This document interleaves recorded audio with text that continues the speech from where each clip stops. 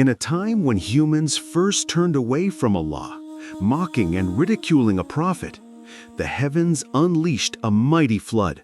The earth shook and trembled under Allah's wrath, sparing no one. This was the day when Allah commanded the construction of the first ship in history, marking the beginning of the Great Flood. This is the story of the second father of mankind, Prophet Nuh, peace be upon him. Witness how, through his patience, love, and obedience to Allah, the world was renewed. This is a story that will send shivers down your spine. During that time, shirk, polytheism, and superstition were prevalent in society. Idolatry and lawlessness filled every household. In the midst of this moral decay, Allah sent His beloved message through the second father of mankind, Nuh, peace be upon him.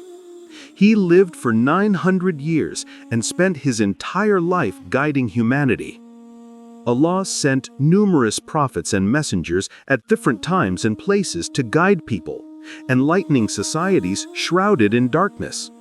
However, some rejected them, and as a result, their communities were wiped out.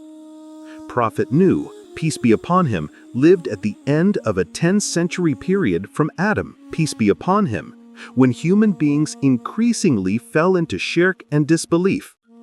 To correct them and bring them back to light, Allah sent Nuh, peace be upon him, as a messenger.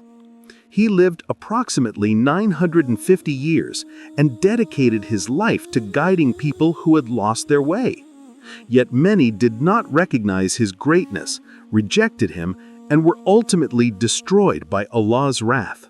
Allah mentions in the Quran that due to disobedience, 6 nations were destroyed: the people of Nuh, Ad, Thamud, the people of Lot, Midian, and Pharaoh. Prophet Nuh, peace be upon him, is called Abul Bashar Thani, the second father of mankind, after Prophet Adam, peace be upon him, the first. According to Islamic history, Nuh, peace be upon him, had 4 sons: Shem, Ham, Japheth, and Canaan. Among them, Shem, Ham, and Japheth accepted his call to faith, while Canaan did not. Shem is considered the forefather of the Arab lineage, including prophets Ibrahim, Ismail, and Ishaq, ultimately leading to the lineage of Prophet Muhammad, peace be upon him. Prophet Nuh, peace be upon him, received prophethood at the age of 40 and continued his mission for at least 600 years. During the flood, he and the believers, including his family and the animals, began a new life on earth, spreading truth and justice. This is why he is called the second father of mankind. The Quran describes the story of Nuh, peace be upon him, in 18 surahs and 11 verses, with an entire surah, Surah Nuh, dedicated to him. At that time, human society had largely fallen into shirk and kufr, forgetting Allah's guidance.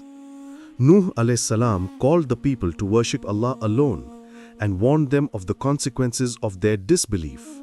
Yet, the people mocked him, turned away, and even threatened him.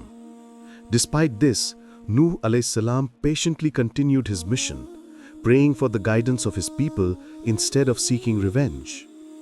When the time of divine punishment approached, Allah commanded Nuh Alayhis Salam to build an ark. He was told not to speak to the wrongdoers, for they were destined to perish.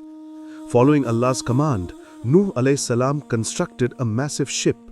According to Ibn Abbas, its length was 300 cubits, width 50 cubits, and height 30 cubits, with 3 decks: the lower deck for animals and birds, the middle deck for humans, and the upper deck empty. As he built the ark, the disbelievers mocked him, calling him a carpenter after being a prophet for so long. Nuh Alayhis Salam responded calmly, stating that they too would soon see the consequences of their mockery. On the appointed day, the heavens opened and water gushed from the earth. Nuh, peace be upon him, was commanded to bring aboard pairs of every species and all believers, totaling around 80 men and women, along with animals. His own son, who had not believed, refused to board, saying he would climb the mountains to be safe. Yet the floodwaters rose above the highest peaks, and he drowned. Nuh, peace be upon him, turned to Allah, who reminded him that his son was not among the righteous, and that Allah is the best of judges. The flood covered the earth, sparing no one except those on the ark. It floated for approximately 150 days before landing on Mount Judy. In this way, Allah's punishment cleansed the earth of shirk and kufr, while the believers were saved. Thus, Prophet Nuh, peace be upon him, stands as a lasting symbol for humanity, showing the power of faith, patience, and obedience to Allah.